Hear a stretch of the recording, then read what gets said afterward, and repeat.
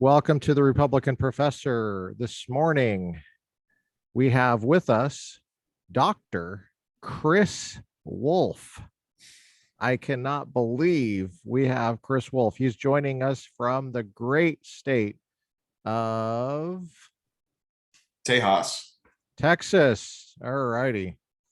And do you care to say which city? Sure. Houston, actually. I've heard of that. It's a big one. I've heard of that city. I've lived in both Houston and Dallas, and they always ask me, which do you like better? And that's the big rivalry down here. It's between those two. Houston and Dallas. Gotcha. Well, welcome to the Republican Professor, and great to have you. Yeah, it's good to be on here. I'm glad you're doing this podcast, Lucas. Thank you. It's we were in graduate school together. Gosh, is it maybe like 10 years ago now? Yeah. So now you are all grown up and you're teaching, right? Where are you teaching? Yeah, so straight out of graduate school. And graduate school was in Compton, right? Yeah, straight out of Claremont. Rather than staying in Claremont to write my dissertation, I actually went back home to Arkansas, where I'm from, and wrote my dissertation there for a year. I think it's pronounced Arkansas. Thank you. For the correction. I don't want you to be embarrassed, at a grocery store or whatever. Yeah, so it was really good to go back home, and but what part of Arkansas are you from? Little Rock. Yeah. And born and raised 18 years, so did you really vote for good Bill to be Clinton? Yeah, not my favorite. But when we were in graduate school, we didn't really have many opportunities to teach, even at the adjunct level in Claremont. Right. And so well, I taught a lot. But yeah, it wasn't. I couldn't even get those jobs that you were getting. Yeah. Right. Well, that's because I had to pay to have those jobs. They would actually take money from me. They have adjunct jobs like that, and it's yeah. It's just. I think that's actually the definition of an adjunct job. Actually, I'm waiting for I'm waiting for the unions to finally come in and bust up the businesses that I don't like Starbucks and Amazon and, teaching, but they don't seem to allow them. You're saying the unions, you're waiting for the unions to do that? I'm waiting for strikes to happen amongst adjuncts. Oh, strikes. Yeah. Well, I have some experience with that. Of course, I've interacted with unions in the past on public campuses. We had a union push at Loyola Marymount. I was not a part of it. They tried to get me to be involved in the union. I said, there are already unions on secular government campuses, which is just a government version of Loyola Marymount. In other words, they're all Democrats, but they're just allegedly they're publicly funded entirely. Loyola Marymount is actually publicly funded as well, because no one could afford to go there if it wasn't for these the school loans that the government hands out like candy, which we might get bailed out. They keep on right dangling in front of everybody. Yeah, so that it's such a huge problem. So but yeah, there was a union push, and they tried to get me involved. And in fact, the guy that tried to get me to sign the union card, I had him on the podcast. I mean, no, I don't seriously think that a adjunct teachers union would actually. Well, I've seen the union, and it's totally. I mean, it doesn't really solve the issue. In fact, it was odd that there was a union push at Loyola, because at the time Loyola was probably the best place to work for me. And I had taught at least a half a dozen schools, and now I've taught at a dozen schools. So, and now they're all screwed up. Loyola is screwed up too, but a union, I It's don't it know if it would have fixed. I'm not sure. I'm going to have the guy back on, and I'm going to be open minded because he's a very thoughtful guy, and we're going to have Eric Greenberg back on. But yeah, so I don't know. mm, Um, he might be able to convince me, but he tried to. He came into my office and he asked me to sign a union card, and I said, Eric, I don't know if you know this, but I'm a Republican. And he pulled out an NRA card, and he I've got a showed this to me, Federalist Society card in my wallet. and Yeah. he said I'm a member of the NRA and I'm pro Second Amendment, and we have some common ground here. And we talked about this on the podcast, so Hmm. that's the reason I'm sharing that. But anyway, so Card. you're full time, right? Are you tenure track? Yeah, yeah. So thank Where do you God. teach? I teach at University of St. Thomas. It's Okay. the one Catholic school and one Catholic liberal arts school, and they're recognized for actually being true to the Christian faith that they are representing. I mean, so they get to Shouldn't it be, be conservative arts then?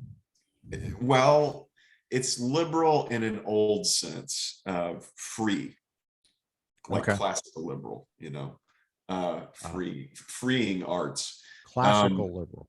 yes. And um, so they're in fact featured in this thing called the Newman Guide, and it's named after Cardinal John Henry Newman, Hmm. Catholic Yeah. saint now. He you know, wrote a really great book about what universities should actually aim at instead of the junk that they do aim at now, called The Idea of the University. It was like, of course, written 150 years ago.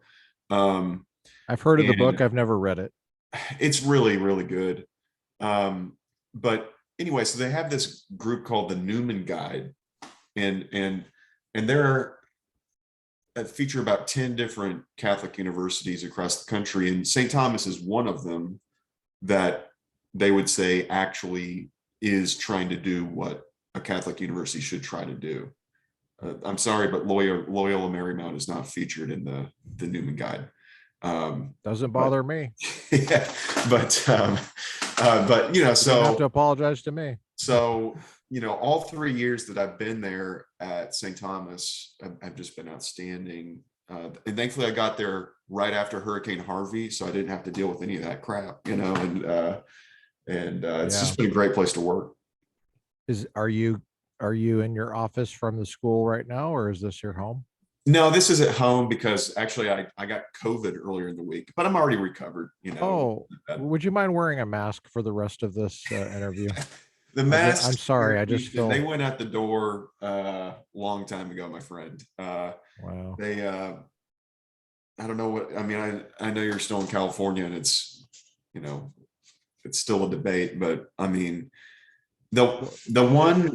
the one big debate here was over the hairdressers, and then also how soon they could open the bars and at what percentage. Mhm. And that's really some of the only stuff that they you Mm. know lock down further than you know the Yeah. whatever what was that called, stop the bend the curve or whatever, or Yeah. Right. uh, Yeah. yeah, the first time. But Well, what are you teaching? What kind of I'm courses are you teaching. teaching?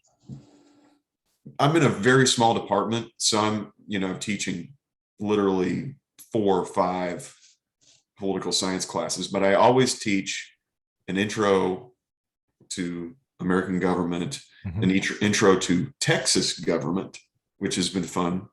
Cool. I'm not even from Texas. I'm from Arkansas, but I've Right. loved getting into Texas government. Yeah. Um, I teach a religion and politics class, which is very similar to the one that we took at CGU, I think, Sweet. with Mike Ullman, where we Do learn you have about. the syllabus for that by chance? I The do, Oh, okay. and I think I'd like to get a copy of that. I might have it somewhere, but I'm not sure if I do. it's half and half. It's half um, I mean, do you have Munoz. Ullman's? You have Ullman's Yes. syllabus. Uh-huh. Okay. Okay, cool. Ullman's was even a little bit different because he started off with a book that I'm going to be writing a review of soon, a very old book called The Ancient City by Fustel de Coulanges, a I have French that book. guy. Yeah. So he started off with a little bit In the from middle that. of it. Mhm. And just to kind of show you what the ancient world was like, where, I mean, there was no freedom of religion. There was no individual liberty in pagan Right. Rome or pagan Greece. Mhm. You know, Christianity introduces liberty. You know, as much as liberals today might hate Christianity, they're the ones who actually first made it a going concern in Western civilization. There's You a know, constant push to make Christianity just paganism. and With uh, that's the other, you know, from within Mhm. problem. Right. And you know, we have enemies from without, enemies from within. And you know, and so that was the first lesson from Muehlman on religion and politics was that. And there's a really good book by Hudson, who did a Library of Congress exhibit. Is that a book that has pictures in it? Yes, it's the picture book. I know the book. I I have it. liked Yeah. it. I Yeah. liked it. James It's good. Hudson. Um, and you know, I mean, for whatever reason, a lot of historians kind of just took it for granted a certain narrative about the founders um, and the relationship between church and state, that they all believed in a high wall of separation between the two, and that, you know, religion wasn't supposed to influence politics. It's insane. Even, I mean, they based that off of, you know, they based that off of Thomas Jefferson's letter to the Danbury Baptists, Right. which is completely not representative of the writers of the Constitution and the writers of the First Amendment. Right. You know, and so the book that we read to kind of unlearn that with Ullman was Philip Hamburger, who you mentioned on Facebook that you're going to have on here, Yep. Separation of Church and State. Yes, he's not coming on for that book. He's coming on for Purchasing Submission, which is his latest book. I haven't heard about that one. I'm excited. Yeah. Yeah, I'm excited too. What's that one I gotta about? finish it before I Yeah. have him on. I'm most of the way done with it. It's really very readable. Yeah, it's very good. So he's done one on the administrative state. Yeah. What's this about? He's done quite a few books. Yeah. I think he's done a half dozen or so. What's this one on? Well, you'll have to find out. All right. But with Hamburger, it'll be good. Yeah. And then Yeah. and then Yeah, we just, his separation of church and state book was a real eye opener for me too. So I love the take on it, the critical take on it. Just let's take a look at this. Let's dig into this. Now, what about Drakeman? Donald Drakeman. Yeah, that Drakeman. Drakeman. He's got a new book out too.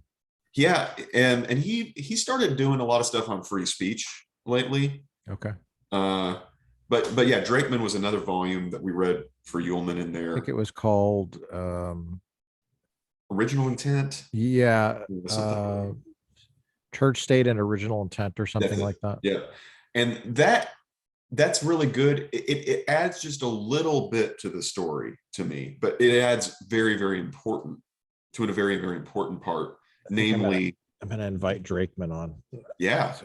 Namely the actual drafting of the First Amendment, you know. And then the last one was Munoz, God. Oh yes. Jefferson, Madison, and Washington. God and the Founders. God and the Founders. That was a great book too.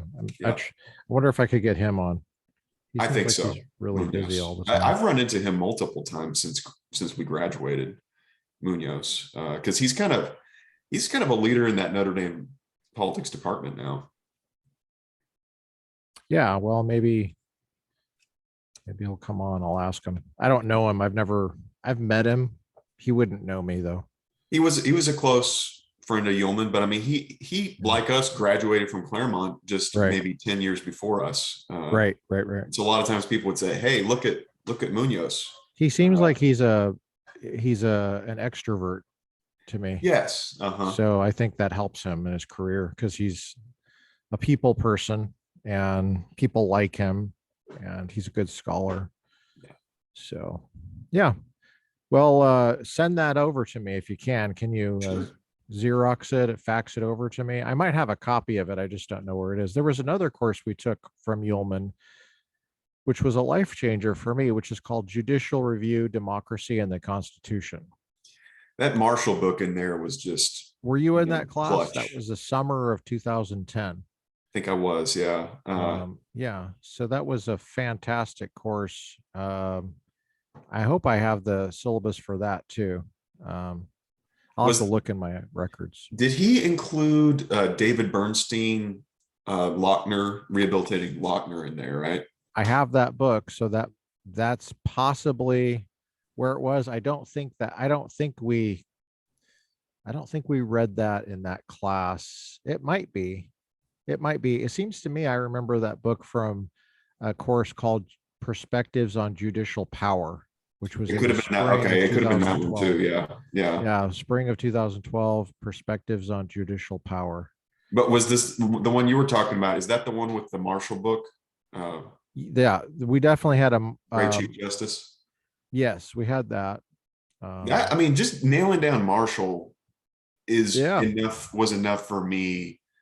Uh, Learning about the judiciary from Ullman. I mean, that's because, I mean, both the left and the right today all want to claim Marshall because he's kind of like the founder for that branch. Yeah. And I mean, even Ruth Bader Ginsburg wants to claim Marshall's mantle. And once you learn more about him, you just realize that there's just no way that he wasn't a conservative. you know Well, and he owned slaves. Well, I mean, that's what people are going to say when you say you like Marshall. He owned slaves. Well, there you go. Of Lucas, I course you mean, like him. Of course you Lucas, if like we him, spilled the Chris. beans on everybody that we know who could get canceled, um, it would be not pretty. There's some that Are you implying that you can be a fan of Marshall's jurisprudence and also condemn his slavery? Is that what you're saying? yeah, I mean, well, this is How do you also work coming up. that out? How do you handle that with students? Um, well, I don't have a good speech on that actually yet, in terms of like, well, you can hold some ideas, but You haven't been challenged on it? um, I mean, I don't think I have actually. I've been challenged on Jefferson and many other, you know, founders who held slaves, and I usually, talk about, that in principle they were against slavery, but people can be hypocritical in not in knowing what the right thing to do is, but in their personal life Well, not doing it. how would you handle this? Because you said he was a conservative, right? And I'm not sure that that features into my thinking as far as why I like him. Um, I don't describe myself as a conservative. Other people describe me as a conservative. I don't describe myself that way. Because I've discovered in teaching and stuff like that that it typically is a conversation stopper. I mean, you could use it as a conversation springboard, I guess, because the question is, what's a conservative? I don't like it when it's And why applied to would you? religion. Like, people call me a conservative Catholic. I don't like Well, that. I like the word orthodoxy. for Well, yeah, anyone, you but know. the word conservative in some circles is thrown around as if it's a badge of honor, but I don't understand why that would be the Mhm. case. To me, it just seems like it's very short-sighted thinking. What the question I like to ask is, did the conservatives abolish slavery? Um, and anyway, The I Republicans did. right, right. Um, and well, on the college campuses, it's just kind of an interesting thing to note, I guess, that I've experienced. Maybe you have a different experience, but on the college campuses, I've noticed that the Democrats typically, hmm, well, in my experience, they shriek more if you're Republican than if you're a conservative, because conservatives can be kind of there's so many things about Democrats that are conservative, right? They want Very to, paternalistic, you know. yeah, right. The New Deal, let's conserve that, and Yeah. let's conserve the Great Society. Let's conserve the entitlement. Let's conserve Roe versus Wade, and Yeah, and right. So I don't think they're really bothered by conservatism. Actually, the whole adjunct tenure thing is really conservative, preserving in a lot of these Democrats that run the campuses, they act as if there are only two options here, you know. Well, why don't you just have professors who teach students? I don't understand why you have to have all these weird ranks and stuff like that. Um, it's very conservative to try to keep that stuff. It doesn't make any sense. Um, now you all of a sudden you have strange labor laws that I got into this a little bit with Eric Greenberg when we had him on. He was the union guy at Loyola Marymount. He's now full time at Loyola, but he agreed with me. A lot of the Democrats are conservative there, but they're conserving these things that hurt adjuncts, and they hurt even. But what I was pointing out, I don't know if he probably doesn't agree with me. Maybe he does, that the labor laws actually hurt adjuncts because at the community colleges in California, it was a state law that I couldn't teach more than 3 classes at a yeah, campus. So then I have to go to a different campus. yeah, yeah.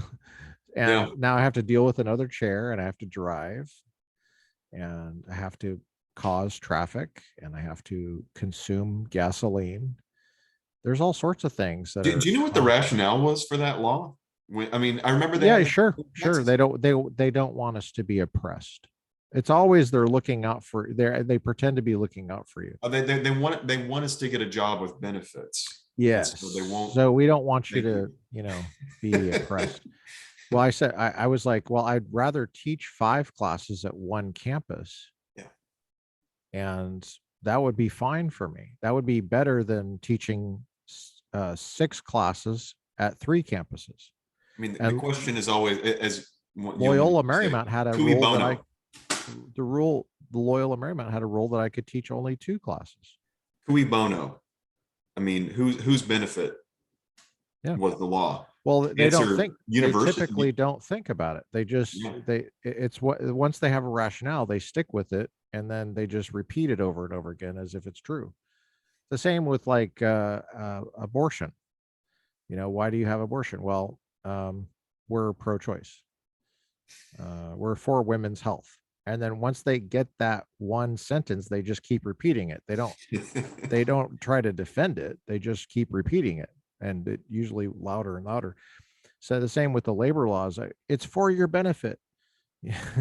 It's so you're not exploited. Meanwhile, you're being exploited. Yeah. And so anyway, that's a sad story. But I mean, Well, yeah. were you So an adjunct before? yeah, I was What was in your adjunct Texas. story? Okay. That was the story after the one in Arkansas. I came to Texas and adjuncted as many classes as I could at that one community college, and then pieced together in other places, including my alma mater, University of Dallas, and including at a high school. And teaching high school at a charter school in Dallas was awesome. I loved Oh, that cool. job. I mean, But it wasn't a full-time job. nope. So how many part-time jobs did you have when you were at the busiest semester that you had? I think it was three, Three. and you could, What was your schedule like? How many hours a week were you working? oh man, just, it was like, afternoon here, afternoon, you drive across town to the other place, drive across town to the other place. And 60 so, hours? What, 50, 60? yeah, probably about like that. It's a young man's game. I couldn't do it now. I mean, Yeah. I'm not married and don't have a family, but nonetheless, even then, it wore on you, Yeah. and it's just too much. Right. Yeah. So I came to this job where I teach all my classes just in one place. That's nice. Yeah. But How long were you an adjunct? let's see, 4 years. 4 years. Yeah. Did my time. 4 years an adjunct. How many years did you do it, Lucas? 15. 11 schools Oh my gosh. in Los Angeles. Yep. Over 3 different counties, Orange County up to Ventura County. Well, did you do many online classes? Because in this era of COVID, Not many. this I era did of some. COVID, a lot of it's on Zoom, Yeah. Yeah. Well, what do you think about that? What do you think about online learning? I think the more that they do that, they're eventually going to have us do all these, what they call asynchronous classes, where we don't actually have to appear even on Zoom with these kids. It's going to be all just, recorded videos. And what's going on now is that people are recording this material and it's owned by the university after you Yeah. give the lecture. Yeah. So I was going to say cut right us, as soon as you said that. they're going to cut us out. They're going to basically, professors will become obsolete.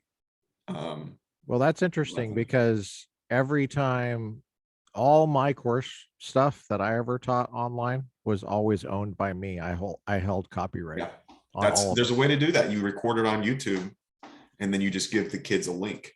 Yeah. That's well, so you also put it my in your friends and I, syllabus. we're doing that now. Yeah. You also put it on your syllabus that it's copyrighted by you. Yeah. All of your class lectures, all that. But I think some of, just like they tried to screw over adjuncts, they'll probably try to screw people out of their classes through the online stuff after this. Who's but they? but it doesn't matter. Are you talking about? Are you talking about your own Mainly institution? administrators at different universities. Not your university? Not ours, I don't think. But oh, okay. Wasn't clear because you were using the word they. I wasn't sure what you were meant. They is the college administrators.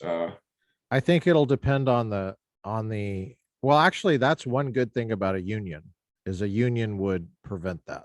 The union would insist that the copyright is held, but actually each individual professor can insist on that. It'll be in your contract. So a union would be helpful for that for what's in the contract. Yes. Because, if you don't sign the contract and you have to give copyright to the institution, then yes, it would lead to a situation where they would use you to develop courses and then get you out kick you out. Yeah. Because they stole your intellectual property. But the thing is, what are they stealing? It's not even that good. It's so much better to just be in the classroom with someone you can actually talk to. Right. They're stealing that, but really, what are they gaining? I mean, to me, it's not that much anyway. So I was very proud of the material I developed for my courses, and I would have been really upset if they tried to take it in terms of trying to strong arm me to sell it to them at a deep discount so that they could use it over and over again. But I mean, mine was very idiosyncratic too. And I did it that way on purpose because, um, you know, the problem is that you want to make yourself irreplaceable. So I'm not sure. Anyway, Yeah, I'm the same way in terms of the courses I've developed. I mean, yeah, it's very unique to what my approach. And but you know, whatever I present though, I've still read so many other books and they're in my mind, and I can talk to people and students can yeah, talk to me, and right, it's a live experience. right. That's how it should be. That's how the classroom should be, I think. Do you have office hours? I did before all the COVID stuff happened, and now it's definitely much more people coming in for appointments rather than, Hmm. you know. However, I'd kind of just keep my office door open. I mean, I came to campus as soon as I could during COVID, and you know, more or less just kept my office door open. But that's I haven't fully mastered the office hour aspect of the job yet. I don't think. You did that some, right? I did it. I made people come to office hours. Absolutely. That's a key part of the whole experience. Students don't want to, but I made them because the classroom is not enough for them. So what I would do is I would not use class time to pass back exams or anything like that. If you wanted to know your grade, you'd have to come into office hours. Hmm. And sometimes I would grade it right in front of them. So that's how I did it. Now I'm talking about quizzes and stuff. I gave pop quizzes, a lot of pop quizzes. Those are my favorites. 5-minute quiz, write the question on the board. I don't have to go to the Xerox machine, no computers, just write it on the board. It would be a big ticket item that we covered recently. Be a simple question, something that they could answer in 4 or 5 sentences, something like that. Sometimes shorter, sometimes a little bit longer, usually no more than a half page. You find out what they And know. yeah, the way I would grade it, this is how I would grade it, just to simplify it, because I'd have lots of them, right? So, and I'd give 10 quizzes every semester per class. In some classes, I had 40 students, 50 students. Some I had 10, 30, something like that. So I would just grade it 4 different grades: 0, 1, 2, and 3. And here's the rationale for each grade. Here's the description.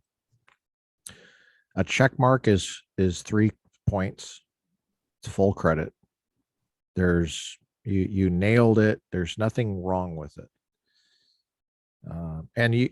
I'd have to really craft the question where it would be easy to get that. And it'd be kind of thing where those are the easiest to grade. I can see probably within 3 seconds whether it's a check mark, just for time for me. Usually, if there's a problem, it takes more time for me because then I have to decide, is it a 2 or a 1?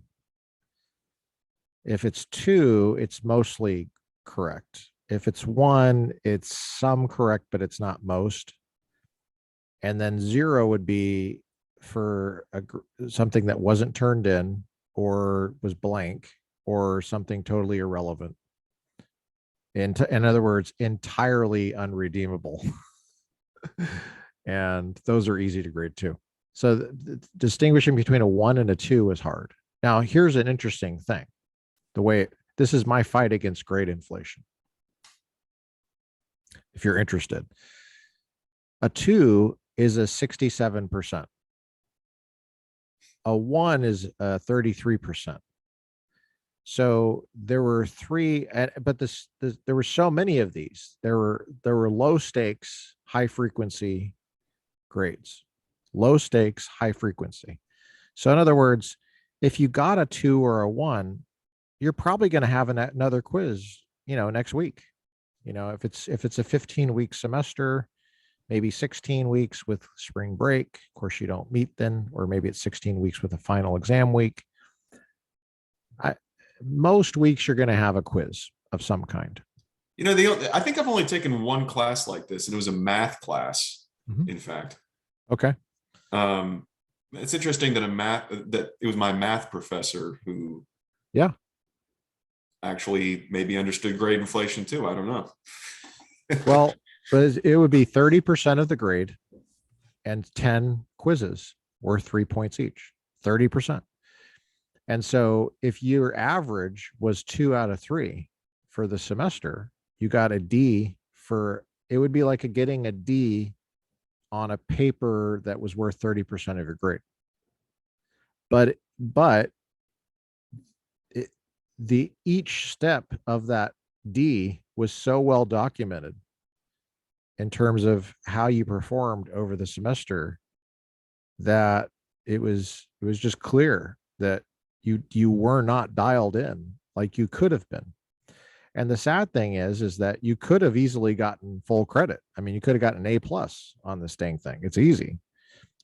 Usually the reason people would get bad grades on the quizzes is if they just didn't show up and they didn't take notes. They were on their phones. They were not paying attention, or they didn't do the reading, because it would be something very obvious in the reading. And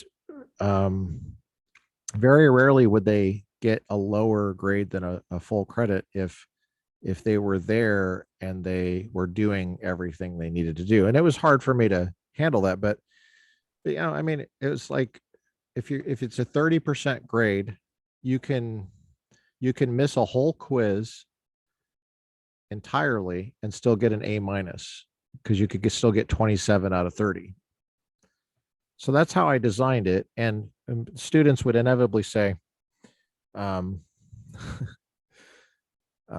would say something like, would you please drop the lowest 2 quizzes or something like that? Other professors do that. And I would say, well, I usually drop the highest quizzes.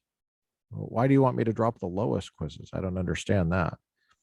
And they would say, what, you drop the highest quizzes? That's not fair.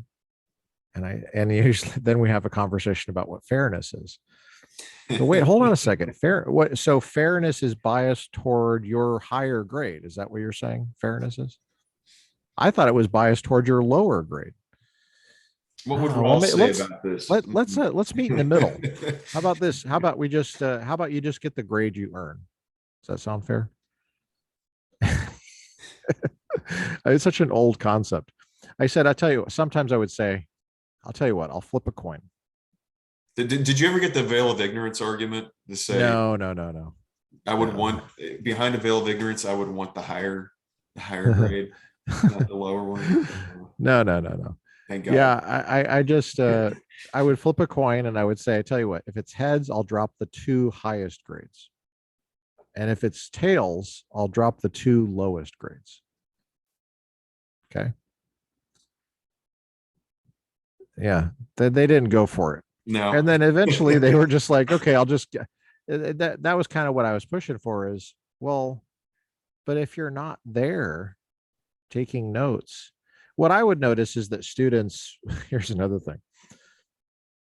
Students would ditch the day after an exam. Not the best students, but it would just be, I would just notice. Need a vacation?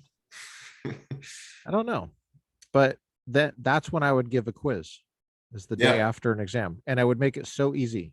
I would make it the easiest thing, and then they would be like, "Oh no, I could have gotten that full grade. Well, can I drop the lowest?" No, you can't drop the lowest. Anyway, so that's what I would do. Do you give quizzes? What kind of assignments do you give? I probably have my classes too much like it was when we were in graduate school with the big paper at the end and a midterm. I And like midterms. I do too. Um, How do you structure your midterms? Is it essay? Do you give the questions in one, advance? no, one big essay, um, 15 fill in the blank, and then 5 short answer where it's very factual definitions or explaining something. And that's where they lose the bulk of their points usually, is in the short answer section. If they lose points. So I grade too easy. Interesting way to phrase it, losing points. Yeah, exactly. I grade too easy. Well, I don't say losing points because that would imply that they had them. Right. Earning points. Yeah. Yeah. A lot of the way we talk about things is kind of grade inflated talk. Um, well, a student will come in and will say, you took off points for this. And I'll say, well, I didn't take off anything. It's just that you didn't earn those points. You never had them. Um, it's not that you had them at the beginning of the semester, and then it's mean old professor coming in and taking them away. Just the way that the rhetoric is so grade inflated, and I mean I was wrapped up in that rhetoric too for a while, and then I started kind of pushing back on it. I was like, you have to train these kids to start thinking in terms of responsibility, and a part of it is the way professors have graded. They will say -3 or something on an exam or something, and like, well, why do you say -3? Um, that implies that the 3 was there, and you're taking it. It's your action, and so it invites kind of like a litigious, adversarial kind of a response instead of just saying, yeah, I don't see any points there. So I don't think you ever had them. And this is your final score that I can, as far as I can count. So the professors that add up, they go +3. I think that's a better way to do it. Mm-hmm. But that's just me having talked to many, many hundreds of probably thousands of students about this over 15 years. And it took me a long time to come to these kind of conclusions too. So I do have the policy of no paper, no grade, Mhm. and No late work, you mean? Or no, if they okay. don't turn in a final paper, they just won't pass, period. Oh, Um, that's a good policy. I like that policy. I have that in my syllabus too, that if you don't take the final exam and pass it, then you have to pass the final exam to pass the class. yeah.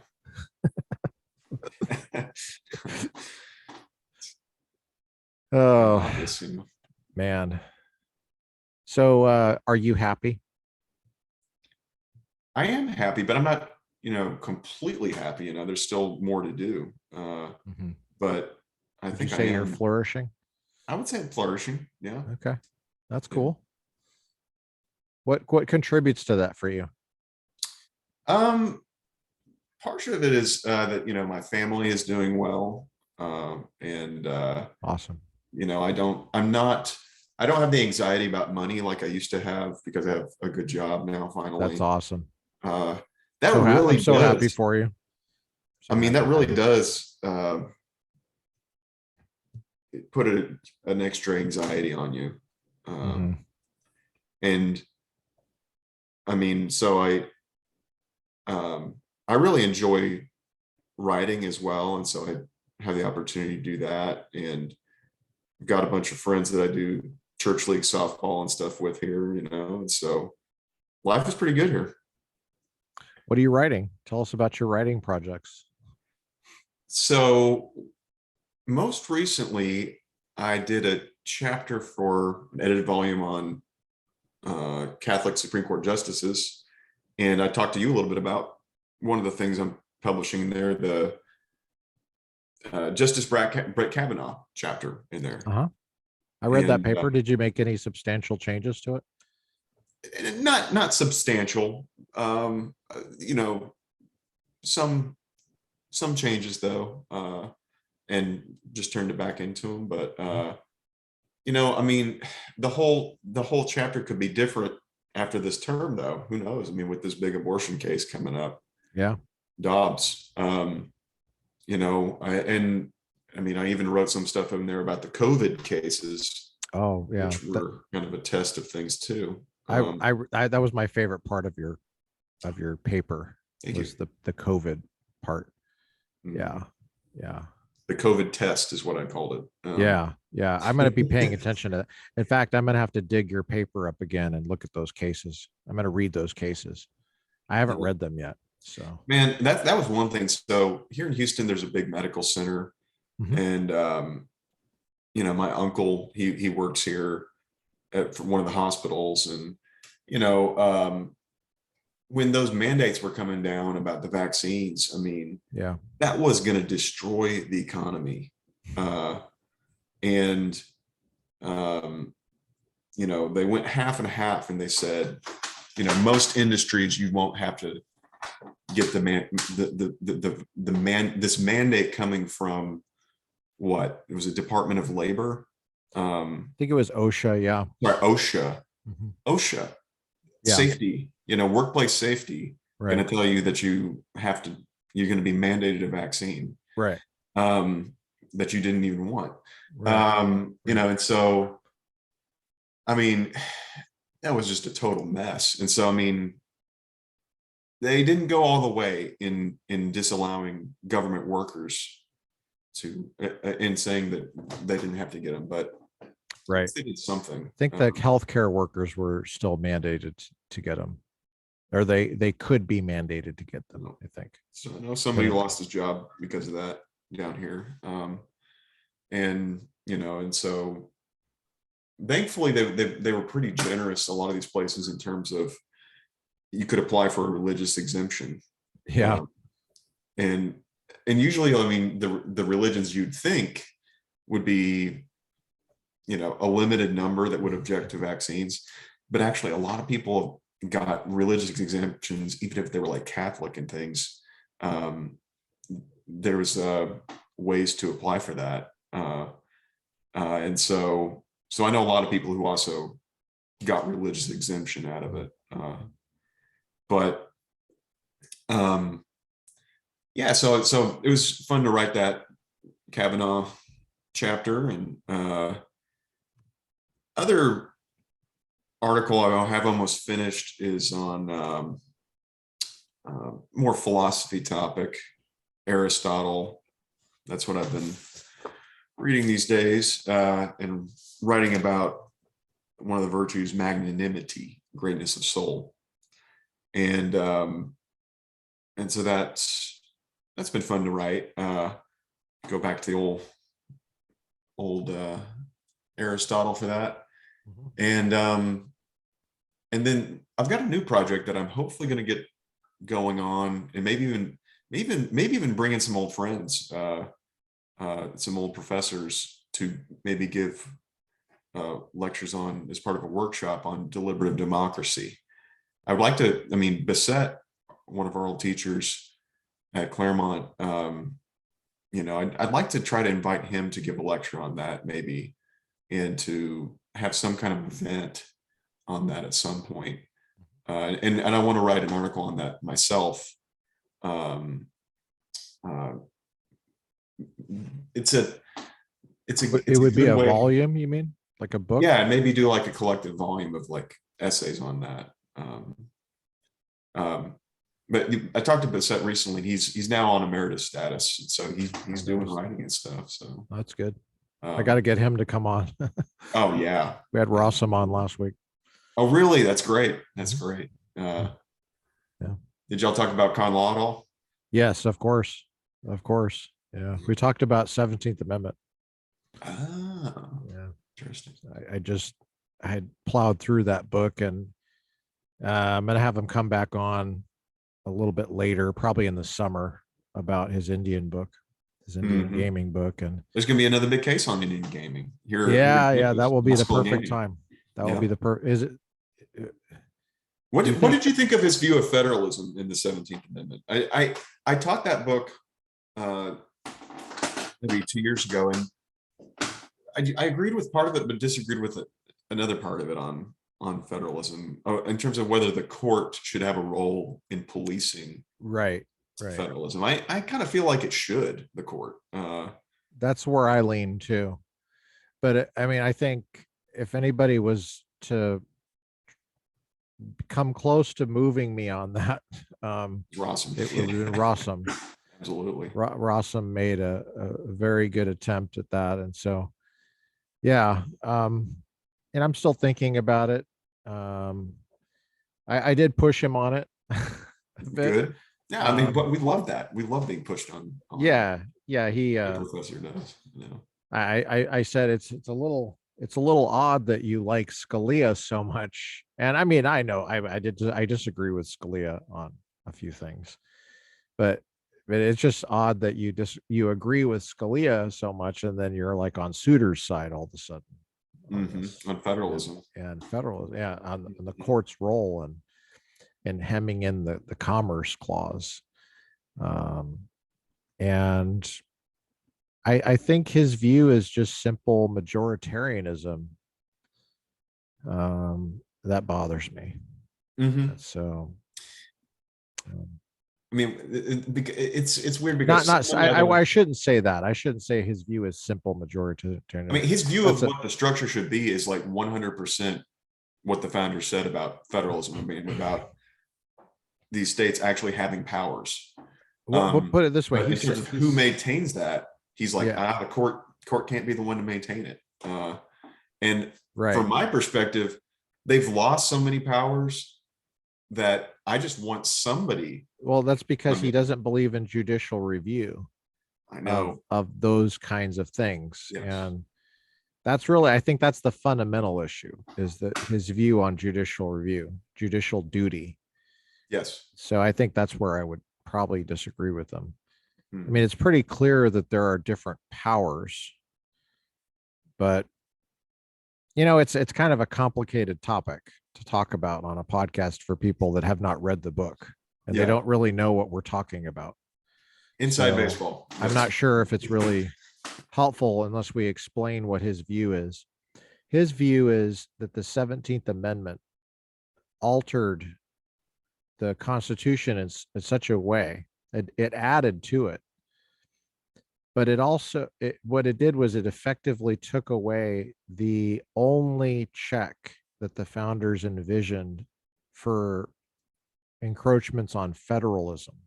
And that check was how the Senate, is chosen, U.S. Senate.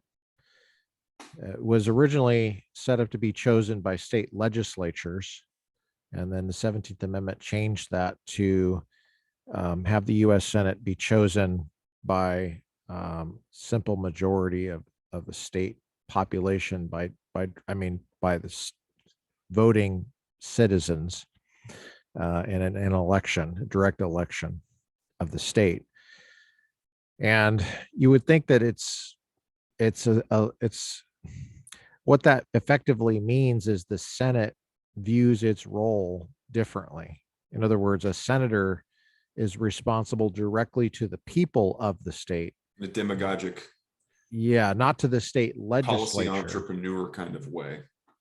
Yeah, not to the state legislature, like not to the people that run the state, basically the state legislature. And so we talked about that, I would just refer you to that episode when it comes out. I look forward to it. Yeah. So, but I'd like to have him come on and talk about his books on Thomas and Scalia at some point as well. He's retiring, right? No, I didn't know that. Yeah, he's retiring. So yeah, he'll have more time, obviously, when he's retired. Yeah. So tell us about your take on Aristotle. What's magnanimity? So greatness of soul. I think it's a virtue that it actually was contradictory when Aristotle put it forward. I mean, we think about virtues in terms of like courage and justice and moderation and things like that. But magnanimity, there's certain parts of his description of what this great-souled man looks like that actually seem to conflict with justice for me, in that the thing in particular that Aristotle says about the magnanimous man, that he would look down on others and not want to be grateful for favors done for him. And of course, I mean, Aquinas and other Christians reading this will try to kind of explain it away so that that doesn't seem like a prideful person, and that you wouldn't call a prideful person a virtuous for that. But the problem, I think, even within Aristotle, is that that seems to conflict with gratitude, which I think is part of the virtue of justice. And so there's almost an internal conflict there if he's being not, if he has no ability to be grateful, because inherently we all have depended on other people throughout our whole lives, and the great-souled man's unwillingness to acknowledge that dependence and be thankful for it is not really just. And yet the great-souled man is supposed to have all the virtues of character, including justice, and he's supposed to take them all to another level. That's what makes the great-souled man great, is he has all these moral virtues and he takes them all to another level. So that's my 2 bits on Aristotle on it. I have been exploring the magnanimous man partially in terms of how Aquinas modifies it to make it fit within humility, fit with humility. Aquinas seems to use Cicero's framework of the cardinal virtues and situate magnanimity within courage, and situate moderation, humility within moderation. And so he says that they're actually both virtues, but they're under different cardinal virtue headings. And he gets that from Cicero, actually, a pagan Roman. And so that's interesting, something I've been looking into. And then I've been also looking into this phrase that we use now, the greatest of all time, the GOAT. A lot of times in sports, people are always arguing, is LeBron James the GOAT or is it Michael Jordan? I mean, there's one right answer to that. It's Michael Jordan.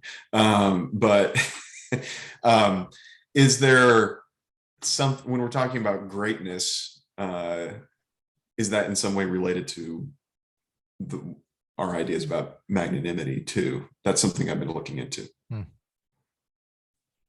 Wow. And will this be like an article that you publish in a magazine or something, or will it be something like in a book?